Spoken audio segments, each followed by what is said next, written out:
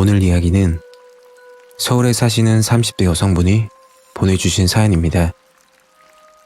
상상만 해도 무서웠을 거라 생각이 듭니다. 여성분들은 이야기를 들으시고 참고하셔서 더욱 조심하셔야 될 것 같습니다. 과연 제보자분께 어떤 일이 일어난 건지 이야기로 만나보겠습니다.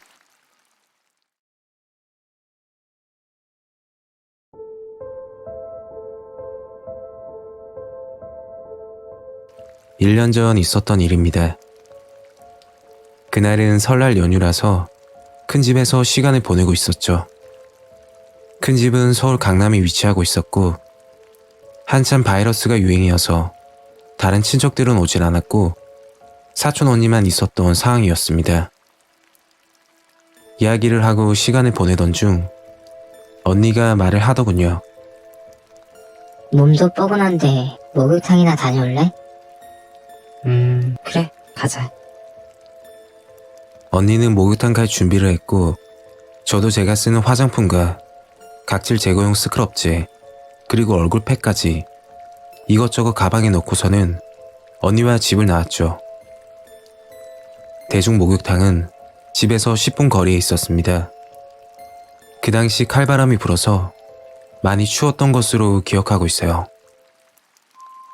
그렇게 목욕탕에 들어가 탈의실에서 옷을 벗고 가져온 가방을 들고서는 탕 안으로 들어갔습니다.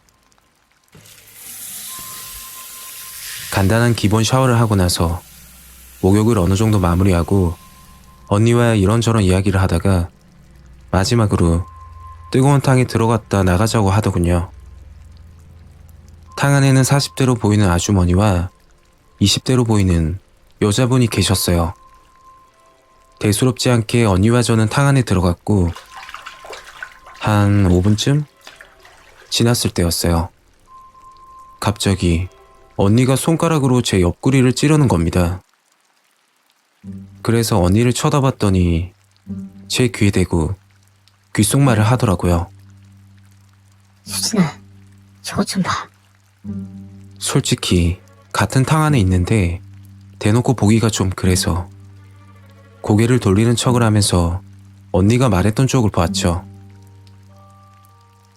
20대로 보이는 어떤 여자분이 목욕탕 바가지로 아랫부분을 가리고 계시는 거였어요.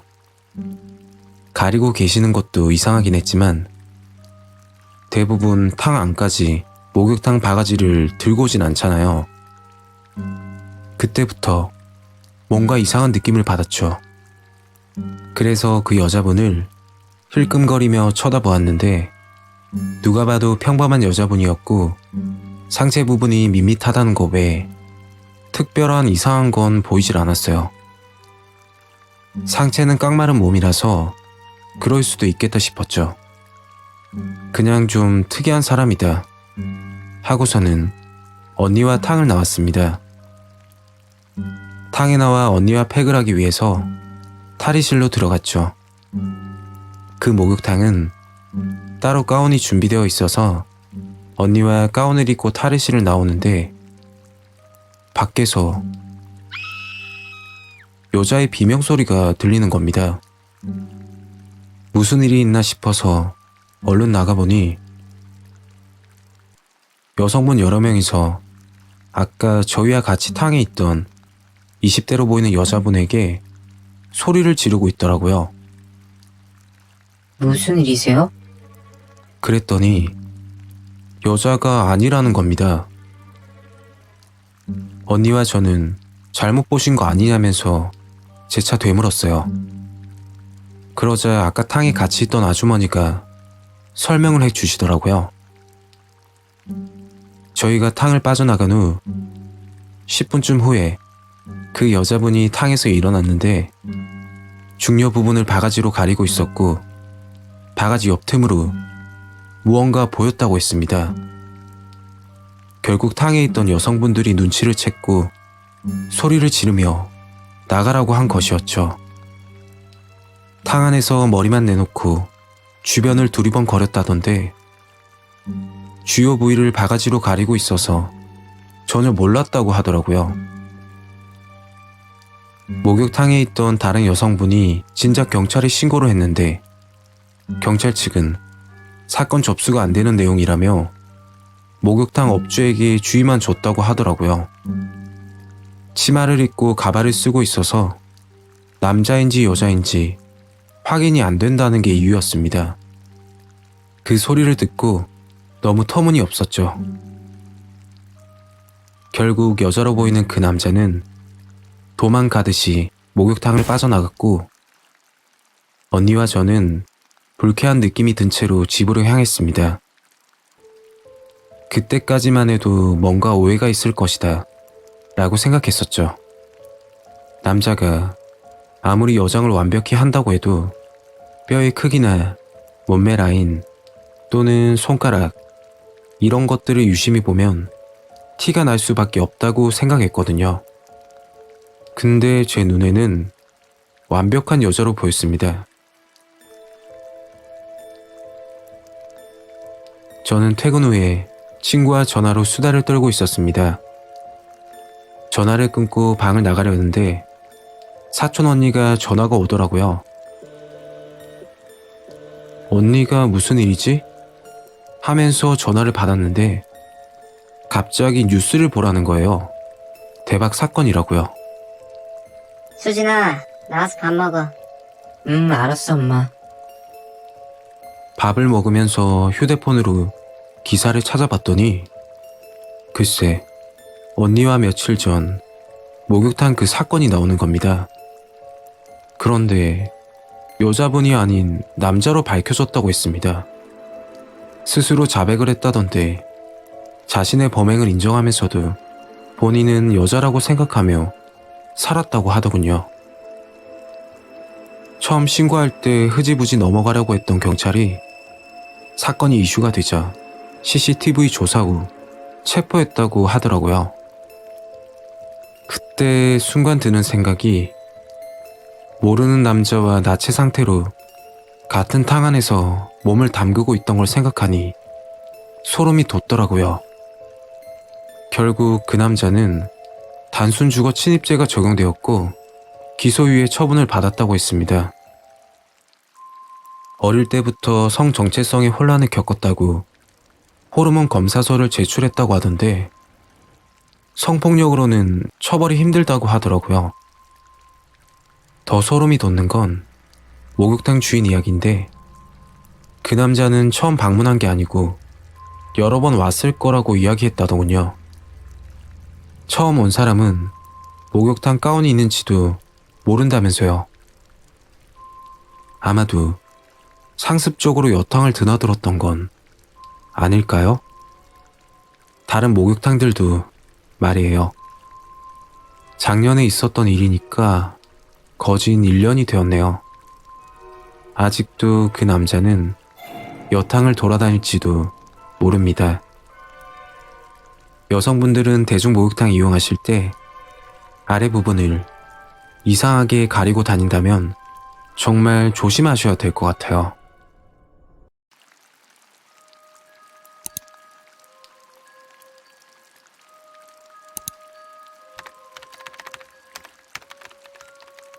오늘 이야기는 부산에 사시는 20대 여성분이 보내주신 사연입니다. 제보자분 앞으로는 정말 조심하시고요. 이야기를 들으시는 분들도 이런 쪽에 관심이 있으시다면 잘 알아보고 결정하셨으면 좋겠습니다. 과연 제보자분께 어떤 일이 일어난 건지 이야기로 만나보겠습니다.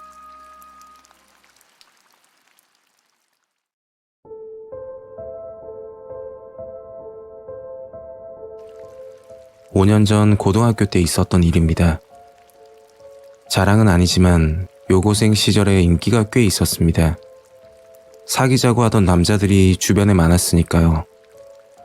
그런 일을 겪기 전에는 잘난 맛에 살고 있었고 자존감도 무척 높은 상태였답니다.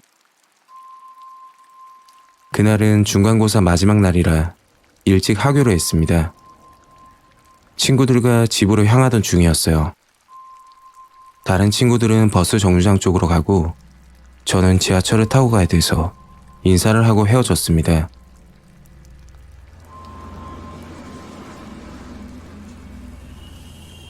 지하철에서 열차를 기다리고 있는데 어떤 남자가 다가와서 말을 걸더군요. 학생, 몇 살이야? 연예기획사 쪽인데 혹시 생각 있어? 집 가서 생각해보고 연락 줘. 그렇게 그 남자가 준 명함을 받고 집으로 도착했습니다. 그리고 집에 오자마자 명함에 적힌 회사명을 검색했죠. 홈페이지가 하나 나왔는데 이름만 들어도 알만한 연예인들 프로필이 있더라고요. 어릴 때부터 관심받는 직업을 하고 싶었고 노래 부르는 것도 좋아해서 고민이 되더군요. 부모님께는 비밀로 하고서는 명함에 나와 있는 번호로 전화를 걸었습니다. 부모님께 이야기를 하면 무조건 반대하실 게 뻔했거든요. 네, 연예기획사입니다. 네, 지하철에서 명함을 받았거든요. 그렇게 기획사 담당자와 통화를 마치고 다음 주 주말 미팅 날짜를 잡게 되었습니다. 약속 날이 되었고 기획사 사무실로 출발했죠. 사무실은 해운대 부근에 있었는데 8층 건물에 외관도 깨끗하고 실내도 엄청 좋아 보였습니다. 기획사 사무실은 7층과 8층을 사용하고 있었는데 대표님이 계신 곳은 7층이라 엘리베이터를 타고 7층에서 내렸습니다. 엘리베이터 문이 열리자마자 지하철에서 본 남자분이 마중 나와 계셨고 알고 봤더니 그분은 기획사 사무실 매니저라고 했습니다. 매니저를 따라 회의실로 보이는 방으로 들어갔었죠. 그 방 안에는 기획사 대표님이 앉아 계셨고 그때 대표라는 분을 처음 보게 되었습니다. 이름부터 학교, 그리고 키와 몸무게, 갖가지 정보를 물어보고 뭘 잘하는지, 뭘 하고 싶은지 물어보시더라고요. 저는 성의껏 대답을 했고 미팅이 어느 정도 마무리되어 갈 때쯤 이상한 질문을 하더라고요. 17살이면 남자 경험은 아직 없겠네. 순간 당황스러웠고 이런 것까지 물어보나? 생각이 돼서 그런 건 왜 물어보세요? 그랬더니 데뷔하고 나서 과거일로 문제가 생길까봐 보호 차원에서 물어본다고 말씀하셨어요. 듣다 보니 맞는 말인 것 같아서 솔직하게 경험이 없다고 이야기했어요. 그리고 대표님이 계약서를 주시며 사인을 하라고 하시더군요. 별 내용은 아니고 다른 기획사가 연락 올 수도 있으니까 방지 차원이라면서요. 계약서에 사인하고 미팅을 마무리한 뒤 집으로 돌아갔습니다. 기획사 대표님은 조만간 연락할 테니 기다리고 있으라고 하셨죠. 학교 생활을 하고 있다가 일주일 정도 지났을 때였어요. 그날은 일요일이었고 집에서 쉬고 있는데 처음 보는 번호로 전화가 오길래 스팸인 것 같아서 받을까 말까 고민하다 혹시 기획사 전화일지도 모른다는 생각이 들어서 받게 되었습니다. 생각대로 기획사 전화였고 오늘 저녁 8시에 중요한 미팅이 있으니 꼭 나와야 한다고 하더라고요. 정말 중요한 자리니까 이쁘게 하고 와야 된다며 신신당부를 하셨어요. 7시 30분까지 집 근처로 차를 보낼 테니까 그 차를 타고 오면 된다고 했죠. 부모님께는 친구 집에서 조별과제 해야 된다며 거짓말을 둘러댔고 가방 안에 짧은 원피스와 화장품을 넣고 집을 나왔습니다. 그리고 집 앞 공용 화장실로 가서 화장을 하고 옷을 갈아입고 나왔어요. 지금 생각해보면 17살이 마냥 어린 나이는 아닌 것 같은데 그 당시 철이 없었던 건지 판단력이 흐려졌던 것 같습니다. 저는 집 근처에서 휴대폰을 만지고 있었는데 검은색 봉고차가 제 앞에 쓰더라고요. 그리고 창문을 열더니 매니저분이 타고 계셨어요. 그 차를 타고 이동을 하는데 가까운 거리는 아니었습니다. 좀 걱정이 돼서는 물어봤죠. 저 일찍 들어가야 하는데 오래 걸리나요? 오늘 중요한 자리고 데뷔할 수 있는 좋은 자리인데 시간이 문제냐면서 혼을 내더라고요. 제 기억으로는 1시간 정도를 달려서 도착했고 차에서 내려 지하에 있는 가게로 들어갔습니다. 분위기는 노래방처럼 보였는데 노래방은 또 아닌 것 같고 매니저에게 이끌려서 1번이라고 적힌 방으로 들어가게 되었죠. 그리고 그 방에 들어갔는데 들어가자마자 충격을 받았습니다.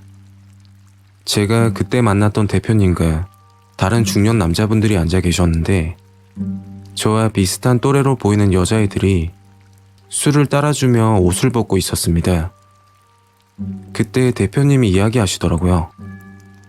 자자 사장님들, 이번에 새로운 뉴페이스입니다. 그리고 이야기를 하시는데 저를 포함해서 이 방에 있는 여자애들과 걸그룹을 만든다며 말하시더군요. 다른 중년 남자분들은 투자자 또는 방송업계에 일하시는 분들이더라고요. 그때 방송업계에서 일을 하고 있다던 남자분이 저에게 와서는 제 몸을 만지기 시작했습니다. 가수가 되는 과정이야 이게. 너가 잘해야 일찍 데뷔하는 거야. 소름 끼치게 싫었지만 그 자리에서 싫다고 뿌리치질 못했습니다. 조금만 참으면 미래가 달라질 수도 있을 거라고 생각했으니까요. 그 일이 있고 나서 며칠 후 촬영 날짜가 잡혔다고 연락이 왔고 방송 출연을 하게 되었죠. 그런데 일반 방송이 아니라 인터넷 성인 방송이었습니다.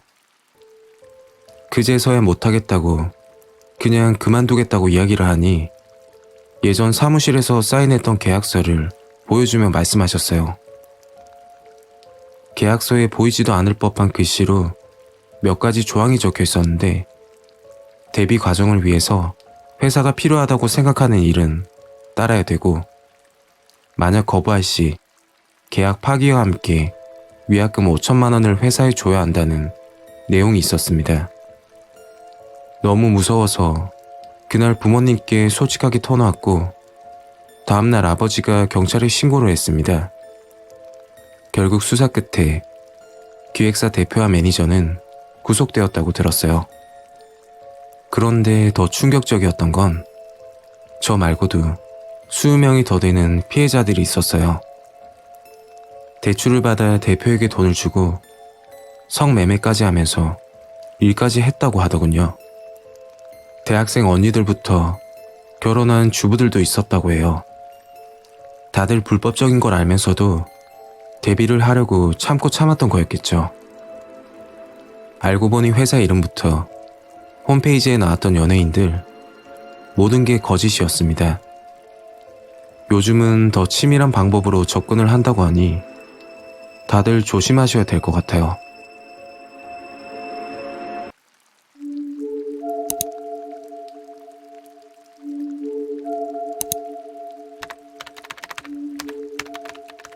안녕하세요 여러분. 오늘 시청자 사연은 대전에 거주하고 계시는 20대 여성분이 보내주신 사연입니다. 중고 거래에 관한 이야기인데요. 사연을 읽으면서 안타깝기도 했습니다. 아무리 돈이 필요해도 이런 거래는 절대 하지 마시길 바랍니다. 과연 제보자분께 어떤 일이 생긴 건지 이야기로 만나볼까요? 이야기를 시작하기 전에 구독과 좋아요 부탁드리겠습니다. 그럼 시작하겠습니다.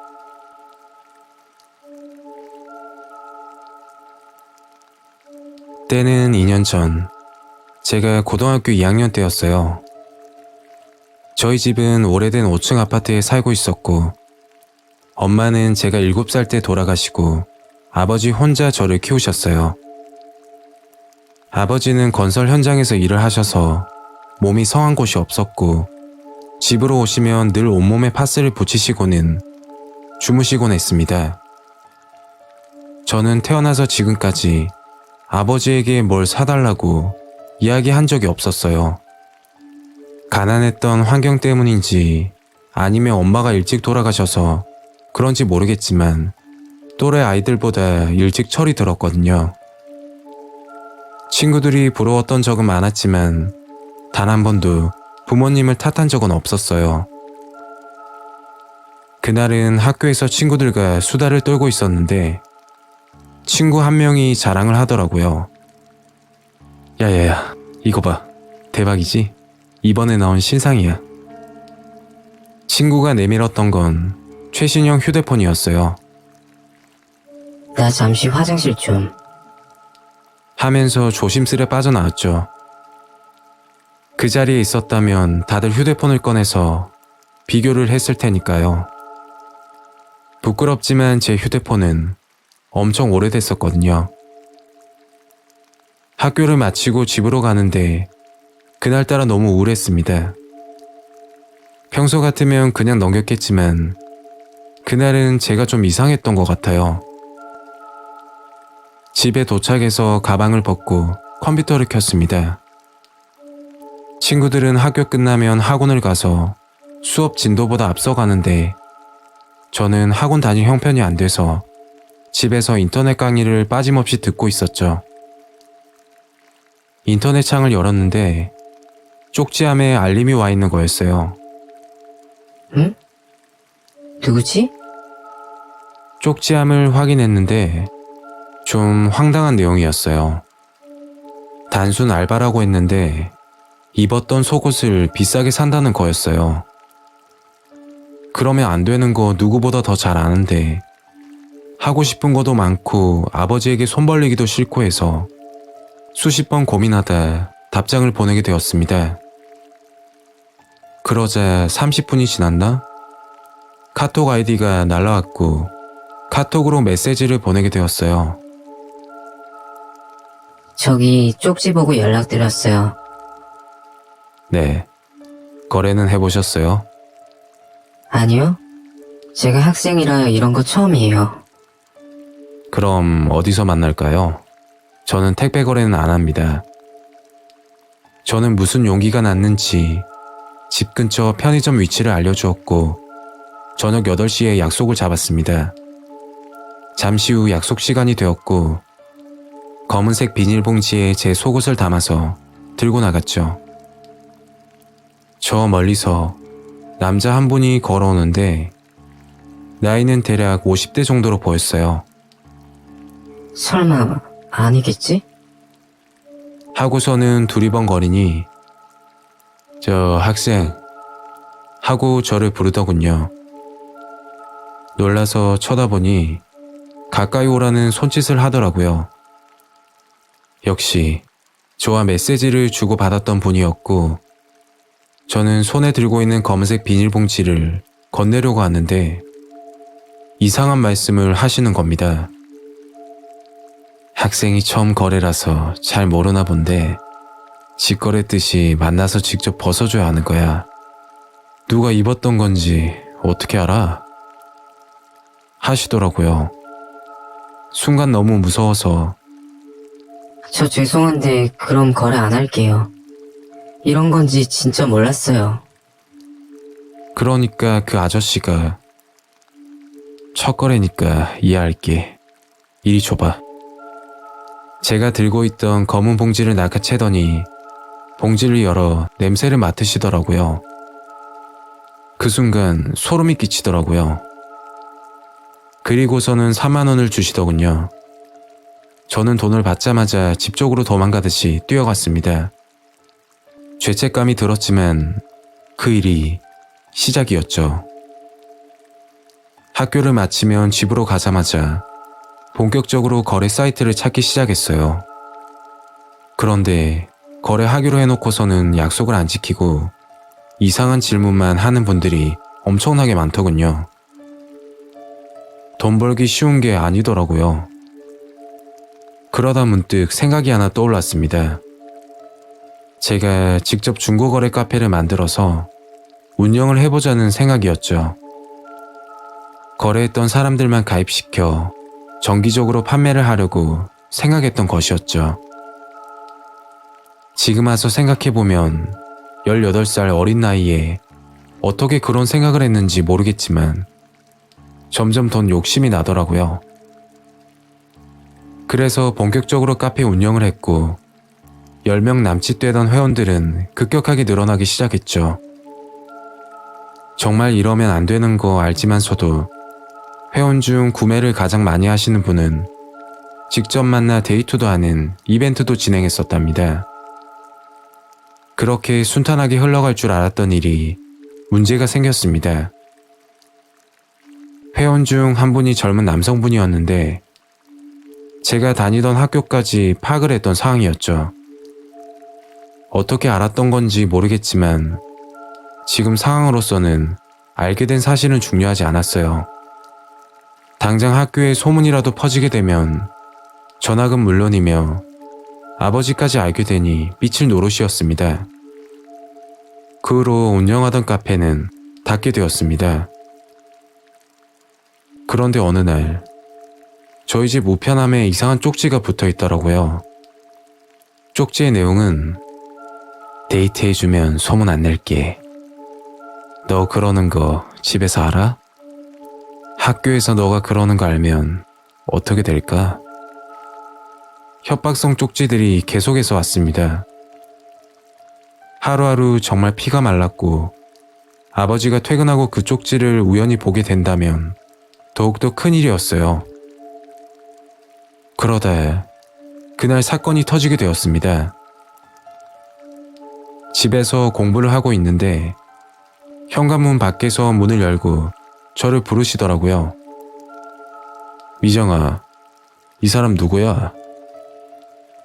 아버지 옆에 남자 한 명이 서 있었는데 얼굴을 보니 제가 처음 거래했던 50대 아저씨였어요. 깜짝 놀라서 아무 말 못하고 서 있으니까 누구냐니까? 왜 말을 못해? 아버지가 다그치시길래 지금까지 있었던 일을 솔직하게 터놓았고 아버지와 저 그리고 그 아저씨와 경찰서로 가게 되었죠. 결국 그 아저씨는 통신 매체 이용 음란죄에 해당해서 2년 이하의 징역 또는 2천만 원 이하의 벌금형이라고 하더군요. 그 아저씨는 저와 속옷 거래를 하고 나서 몰래 저를 뒤따라왔고 저희 집까지 알아냈던 거였죠. 그리고 집 근처를 몰래 엿보다가 아버지에게 들킨 거죠. 더 소름이 돋았던 건 저희 집 앞 CCTV를 확인했더니 글쎄, 저희 집 주변을 어슬렁거리며 돌아다니는 모습이 한두 번 찍혀있던 게 아니었고 저희 집이 1층이고 불을 켜면 베란다 창문으로 제 방이 보이는데 밖에서 저를 보면서 이상한 짓도 했다고 하더라고요. 그 아저씨는 여성들 속옷은 물론 생리대와 소변까지 구매를 했다고 밝혀졌습니다. 그 사건으로 다른 동네로 이사를 가게 되었고 학교도 전학을 가게 되었죠. 그런데 아버지께 정말 죄송하지만 가끔 돈이 급하게 필요할 때면 다시 한번 해볼까 하는 생각이 나고는 합니다. 이런 생각을 하는 제가 정말 바보 같아요. 제 이야기는 여기까지입니다.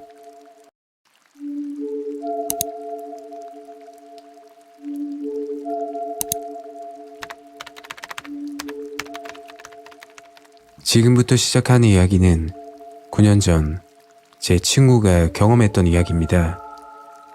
실제로 있었던 사건이고 그때 당시 친구 이야기를 듣는데 온몸에 소름이 돋더군요. 오래전 일이지만 김해 사시는 분이라면 모두들 조심하시길 바랍니다. 이야기 진행상 그 친구 이름을 미진이라고 할게요.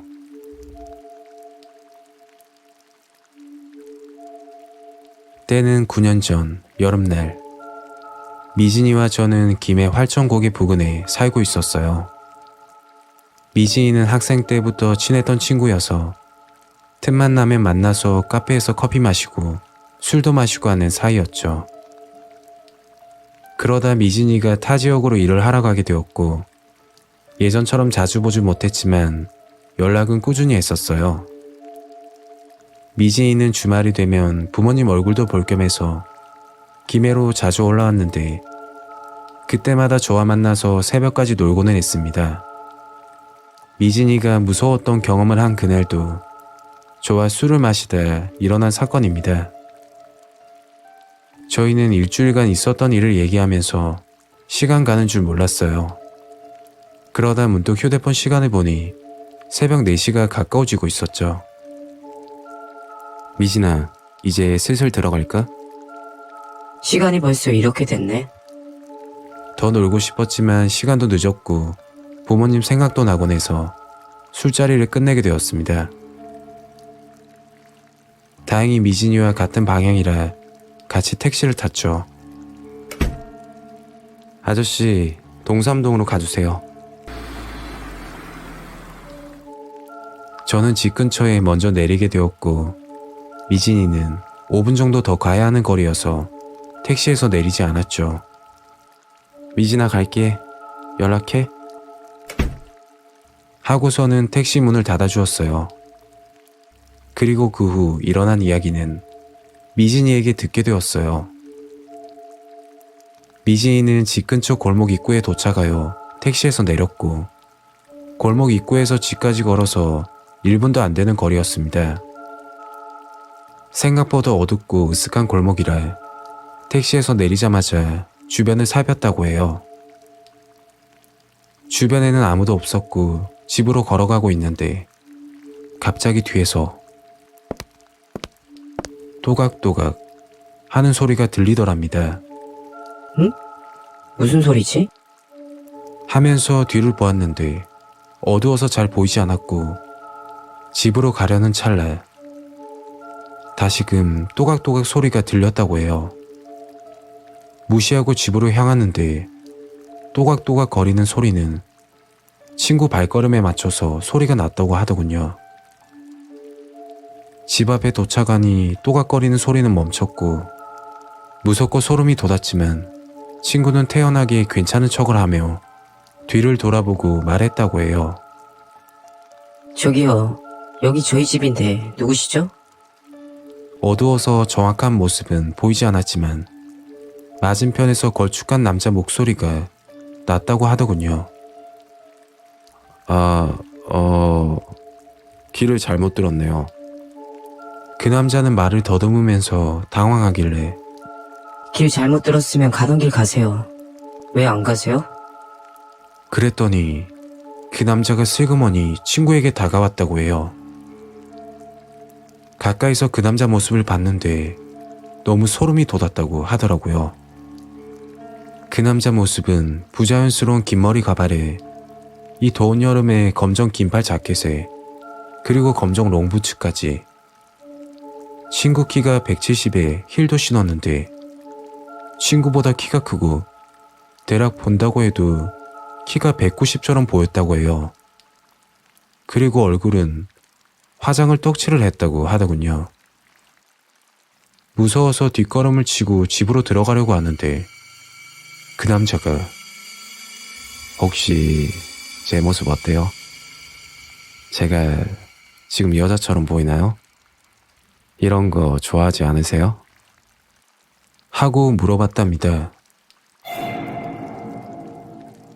친구는 정말 어이없고 무서워서 여자지만 그런 건 정말 싫어하고 여기 보시면 CCTV 설치되어 있는 거 아시냐고 녹화 중이니 얼른 가라고 화를 냈다고 해요. 그랬더니 그 남자는 아무 말 없이 순순히 갔다고 하더군요. 그런데 그게 끝이 아니었죠. 집으로 들어가 혹시 몰라서 골목길 끝쪽을 몰래 보았는데 그 남자가 아직도 서 있었다고 해요. 그 남자 모습은 직접적으로 보이진 않았지만 선명한 그림자가 그 자리에 계속 있었다고 하더군요. 아마 그때 미진이가 들었던 생각이 그 남자가 미진이가 들어간 곳이 집이 아닐 거라고 생각해서 숨었던 걸지도 모르겠다며 말하더군요. 그 길로 들어와 경찰에 신고했고 미진이 어머니와 CCTV 녹화 장면을 보는데 정말 조심해야겠다고 생각이 들었다고 해요. 그 남자는 미진이가 택시에 내리기 전부터 그 골목에 있었고 뭘 하고 있었는지는 모르겠는데 우두커니 골목에 서 있었다고 해요.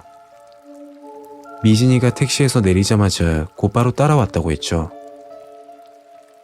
새벽의 신고건에 대해서는 신고 접수가 안 된 상황이었고 다음날 오후에 미진이 어머니가 신고를 하셔서 집 근처 주변 CCTV 확인 후 동영상을 가져가고 주변 탐문도 하셨다고 합니다. 그날 저녁부터 순찰 꼬박꼬박 돌아주신다고 약속을 하셨어요. 친구는 잠 한숨 못 자고 밥도 제대로 못 먹어서 고생을 좀 많이 했어요. 지구대에서도 이런 신고가 종종 있었다고 하더군요. 진짜 여성분들, 늦은 시간이나 새벽에 집에 가실 때 꼭 택시 타고 집 앞까지 가시고 택시 기사님께 집 들어가는 거 기다려 봐달라고 하세요. 그리고 뒤에 여자가 따라온다고 해서 안심하시지 말고 미심쩍으면 얼굴을 한번 자세히 보시길 바랍니다. 남자분들도 조심하는 건 똑같고요. 생전 드라마에서 벌 법한 일을 친구가 겪으니 친구가 해준 이야기를 들었을 때는 온몸에 소름이 돋았답니다.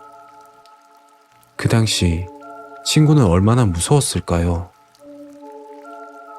그리고 마지막으로 친구가 해준 이야기가 기억에 남는데 그때 그 집이 친구 집이 아니었다면 어떻게 됐을지 모르겠답니다. 그 남자는 도대체 뭘까요? 제 이야기는 여기까지입니다.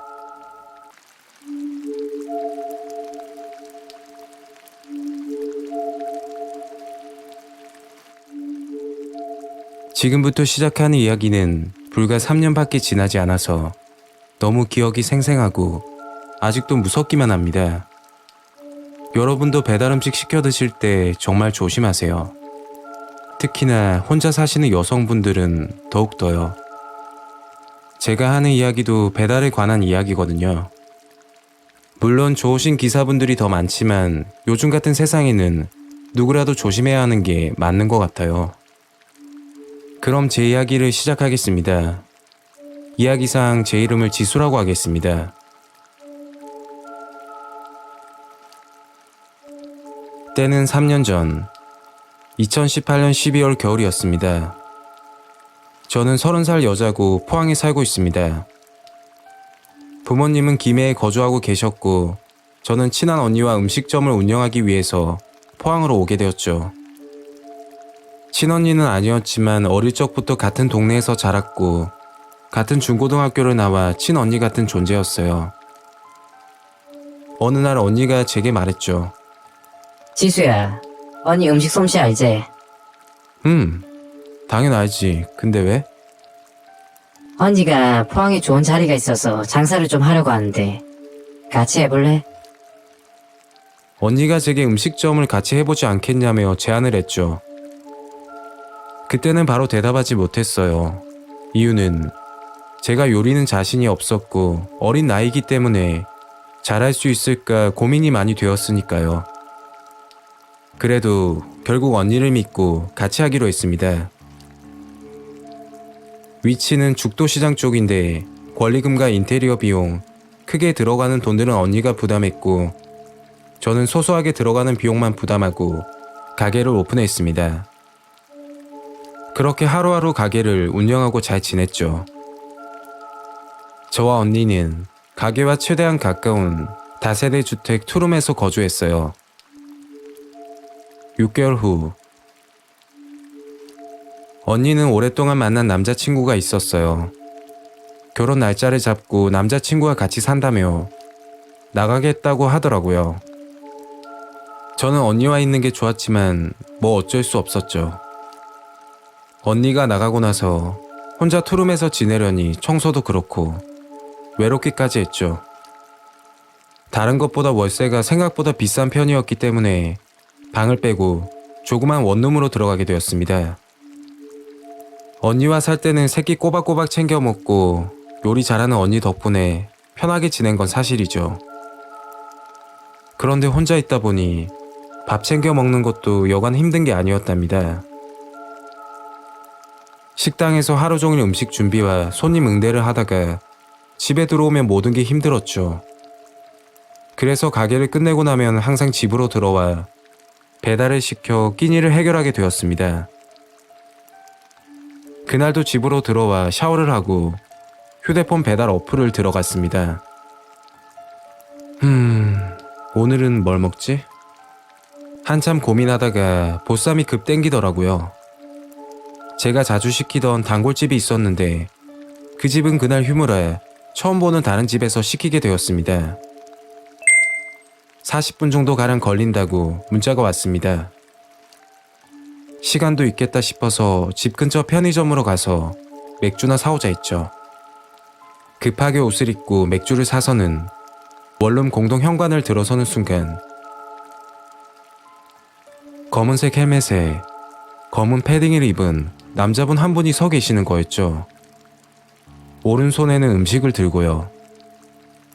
간혹가다 문자 시간보다 배달이 빨리 오는 경우도 있고 저녁 시간이 한참 지난지라 다른 집에서 배달시킨 것 같지는 않고 제가 시킨 보쌈이 맞는 것 같다는 생각이 들었죠.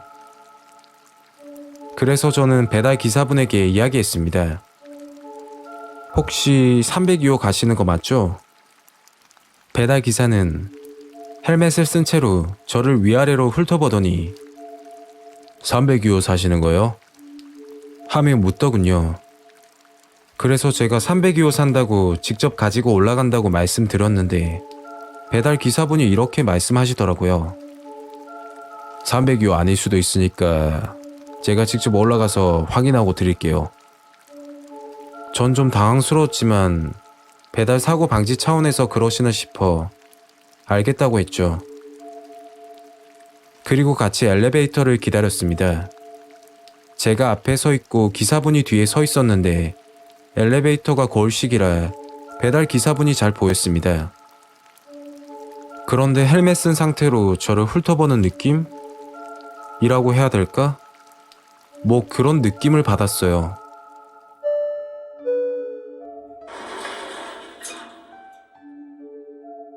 그때 옷차림은 겨울임에도 불구하고 잠시 편의점에 가는 거여서 짧은 추리닝 반바지에 패딩만 입고 있었거든요.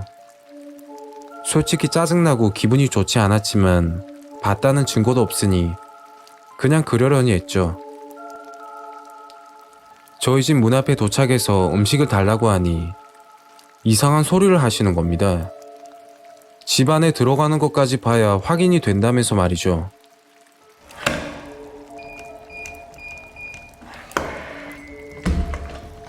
결국 비밀번호를 손으로 가리며 집으로 들어갔습니다. 그제서야 음식을 건네주는데 집안을 유심히 보는 게 느껴지더군요. 그리고 문을 닫으려는 순간 한마디 더 하시더군요. 혼자 사시나 봐요? 저는 대꾸하지 않고 문을 닫았어요. 그리고 곧장 음식점으로 전화해서 자초지종을 설명했습니다. 음식점에서는 배달 직원을 쓰는 게 아니라 다른 업체의 배달 전문 대행 기사를 쓰는 거라 확인이 어렵다고만 하더군요. 그렇게 불쾌한 하루는 끝이 났습니다. 다음날 처음 보는 번호로 문자가 오더군요. 문자 내용은 너무 짧게 입고 다니면 감기 걸려 라는 내용이었습니다. 순간 어제 그 배달 온 생각도 나고 섬뜩하더군요. 그날도 가게 문을 닫고 집에 도착하니 11시 가까이 되었죠.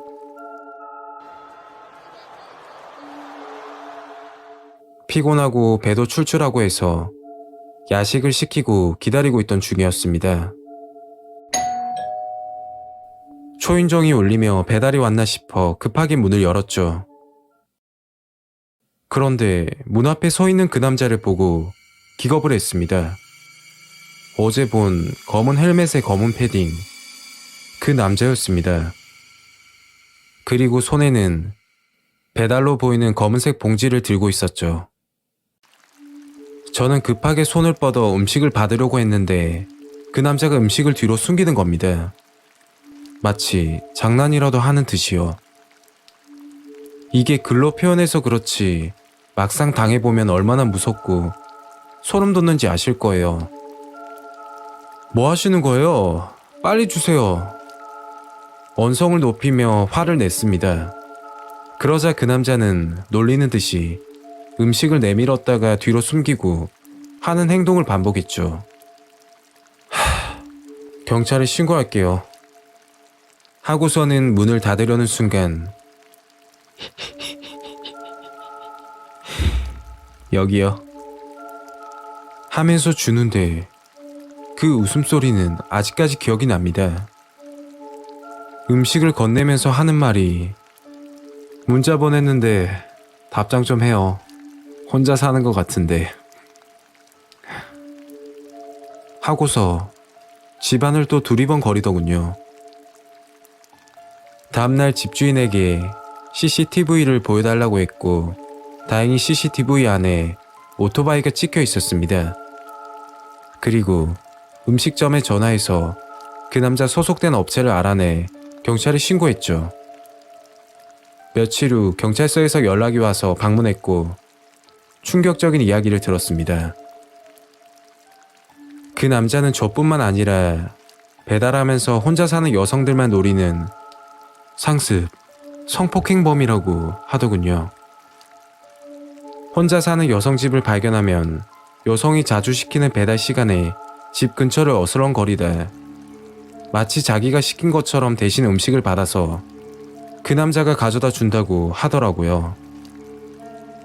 그리고는 문을 열게 되면 무작정 들어간다고. 저는 운이 좋은 건지 들어오진 않았어요. 혼자 사는지 아닌지 확실치가 않아서 그런 것 같기도 하고요. 엄청난 충격을 받아서 그 후로 배달은 일체 시키지 않습니다. 현재는 다른 동네로 이사를 갔고 그 기억은 평생 잊지 못할 것 같습니다.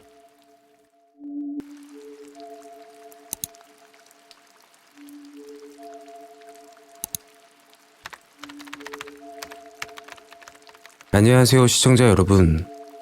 오늘 이야기는 진주에 사는 20대 남성분이 보내주신 사연입니다. 화상 채팅을 하다 벌어지는 이야기인데요.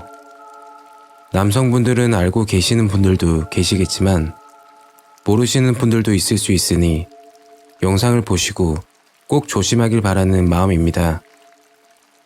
과연 제보자분께 무슨 일이 생겼을까요? 이야기로 만나보겠습니다. 이야기 시작 전 구독과 좋아요 부탁드리겠습니다. 그럼 시작하겠습니다.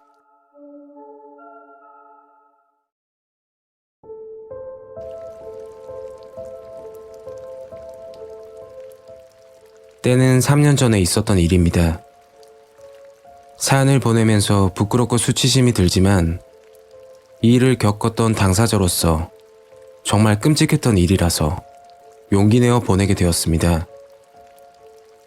저는 군대를 갓 전역하고 취업 전 PC방 야간 알바를 하고 있을 때였죠. 그날도 알바를 끝내고 집으로 도착했습니다. 평소 같으면 게임을 좀 하다가 잠을 자는 게 일상인데 그날은 컴퓨터를 끄고 나서도 이상하게 잠이 오지 않았어요.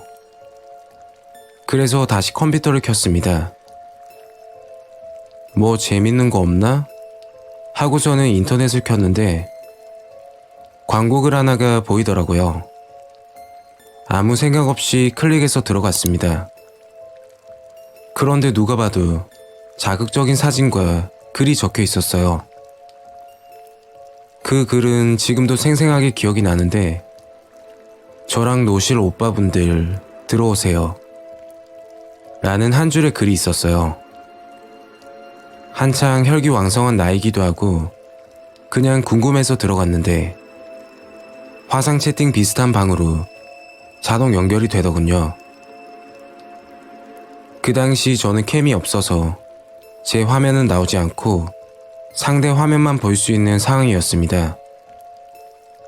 채팅방에 상대 화면이 나오는데 어떤 여자분이 계셨어요. 얼굴은 정말 이쁘시고 일어나서 몸매를 보여주는데 연예인 뺨치더라고요. 다른 남성분들이 보셨어도 공감했을 정도였어요. 그렇게 그분과 채팅을 하게 되었고 분위기가 정말 좋게 흘러갔습니다. 사는 지역부터 나이, 취미생활, 사소한 이야기를 하다 여자분이 말하더라고요. 오빠 모습도 보고 싶은데 오빠는 캠 없어? 하길래 평소에 이런 거 안 해서 캠이 없다고 말했죠. 그러니까 한 가지 제안을 하는 겁니다. 오빠, 그럼 우리 휴대폰 영상통화할래? 내가 기분 좋게 해줄게. 저는 의심이 많은 편이어서 조금 꺼림칙했습니다.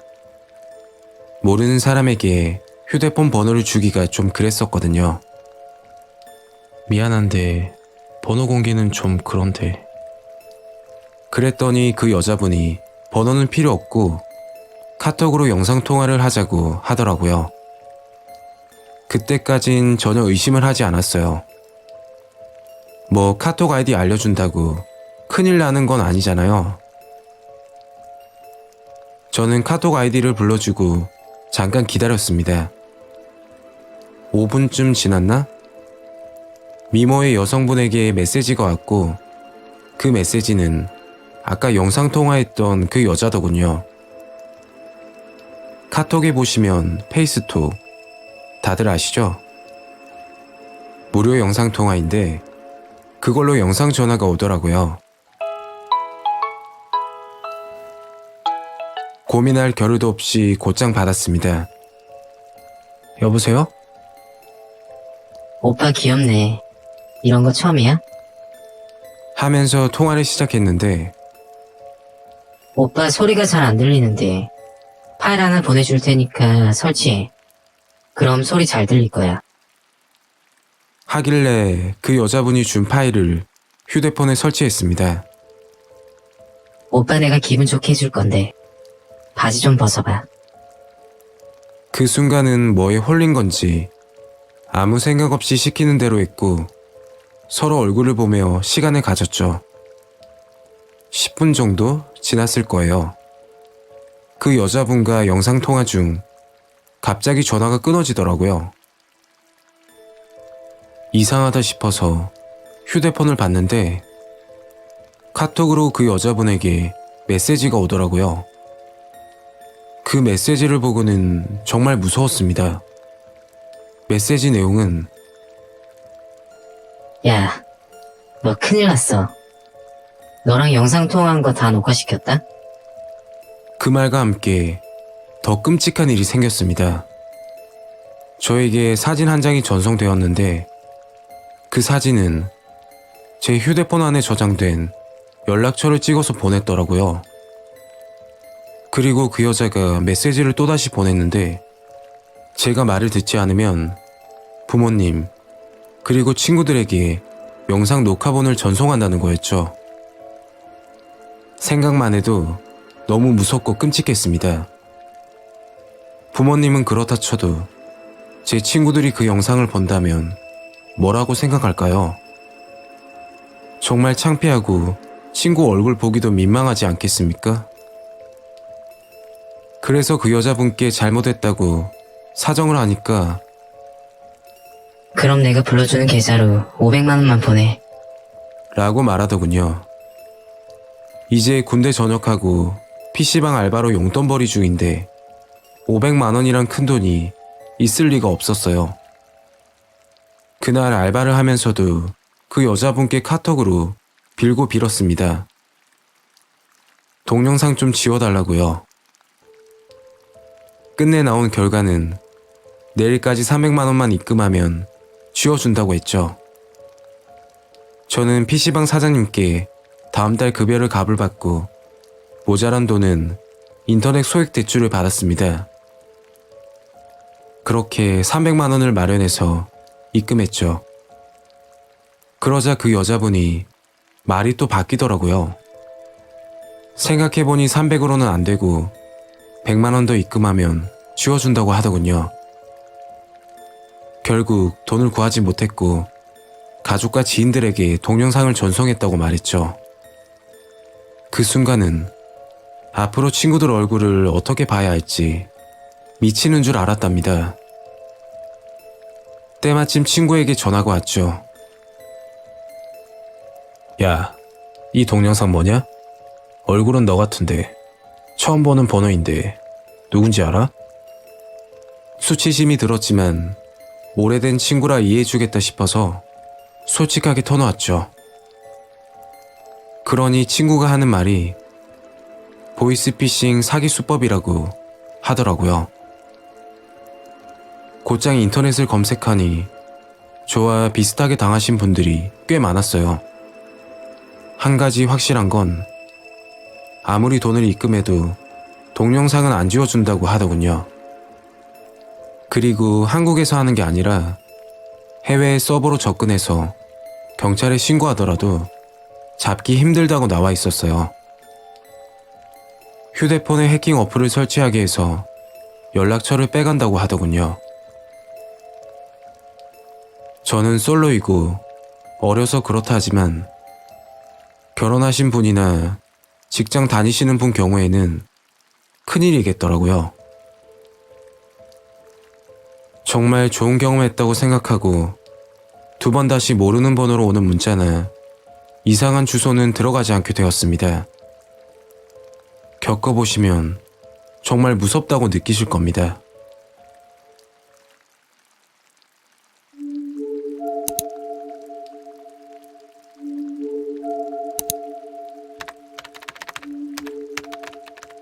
안녕하세요 여러분. 오늘 시청자 사연은 부산에 거주하고 계시는 30대 여성분이 보내주신 사연입니다. 가족에 관한 이야기인데요. 저도 녹음을 하면서 이런 일도 있구나 당황스러웠습니다. 과연 제보자분께 어떤 일이 생긴 건지 이야기로 만나볼까요? 이야기를 시작하기 전에 구독과 좋아요 부탁드리겠습니다.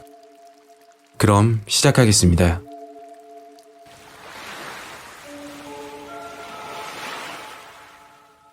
때는 7년 전 제가 20대 후반일 때 겪었던 일입니다. 지금은 다른 지역에 살고 있지만 그 사건을 겪었을 당시에는 부산에 거주할 때였죠. 저는 저보다 2살 많은 친언니가 있었어요. 어렸을 때부터 사이도 좋았고 쉬는 날이면 같이 영화도 보러 가고 하여튼 친구처럼 지냈죠. 그런데 2014년 9월 언니가 결혼을 하게 되었어요. 형부는 외모도 시원시원하게 생겼고 저희 부모님께도 싹싹하게 잘했던지라 부모님이 엄청 마음에 들어 있습니다. 직업은 사진이나 영상 제작 편집하는 일을 했고 주로 집에서 프리랜서식으로 일을 했죠. 기술이 좋아서 연봉도 높은 편이라고 언니가 입버릇처럼 자랑을 했답니다.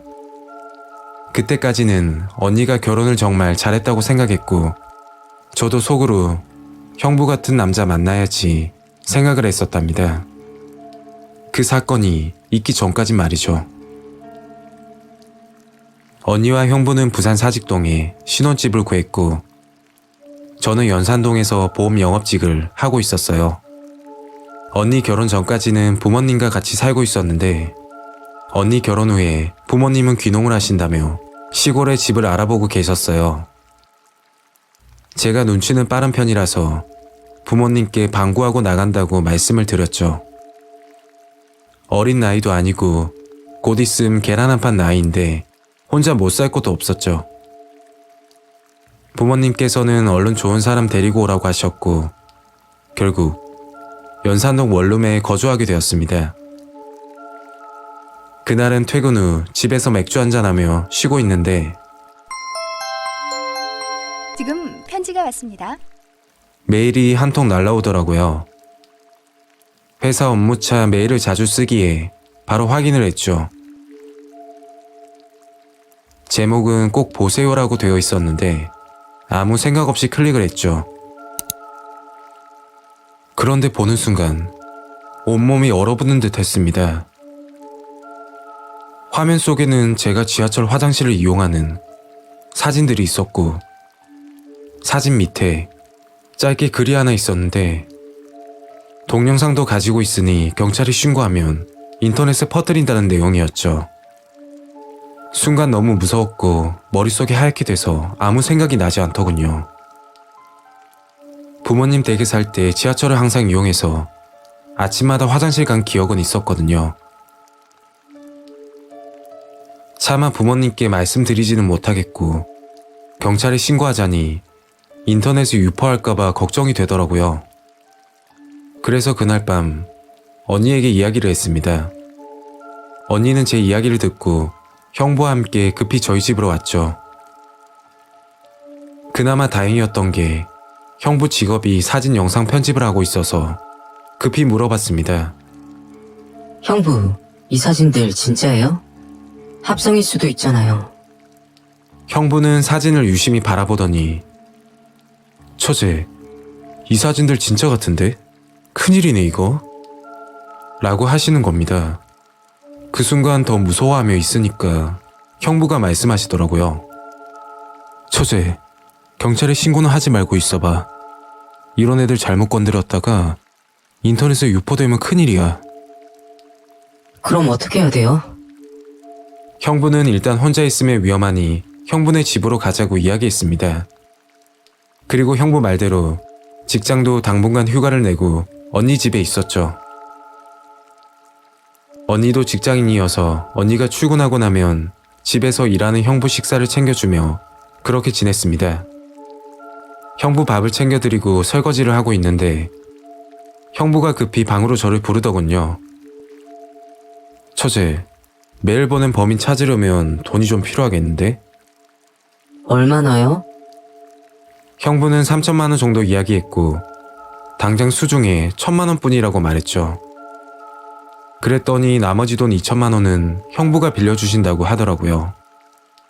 그리고 일주일 후 형부가 점점 이상해지기 시작했어요. 언니 없을 때만 꼭 그런 행동을 했는데 제가 식사 준비를 하고 있으면 일부러 스킨십을 하고 다리를 만지고 하더라고요. 처음에는 왜 그러시냐고 화를 냈지만 이상한 메일을 보낸 범인도 찾아주시며 해결해 주신다니까 그냥 참고 지냈습니다. 언니한테 미안해서 말도 못하겠더라고요. 형부의 수위는 점차 높아져갔고 이러다 큰일 나겠다 싶어 언니에게 터놓고 이야기했습니다. 그날 형부와 언니는 이혼하니 많이 대판 싸우게 되었고 저 때문에 이런 일이 생긴 것 같아 아무 말도 못했습니다. 이왕 이렇게 된 거 모르겠다 싶어서 경찰서로 찾아갔고 메일 내용과 사진들을 보여줬습니다. 며칠 후 사이버 수사팀에서 연락이 한 통 왔고 메일 발신자 IP 주소가 언니 집으로 밝혀졌다더군요. 잘못된 거 아니냐며 재차 되물었는데 확실하다고 하더군요. 저는 언니에게 이 사실을 이야기했고 그날 충격적인 일이 터졌습니다.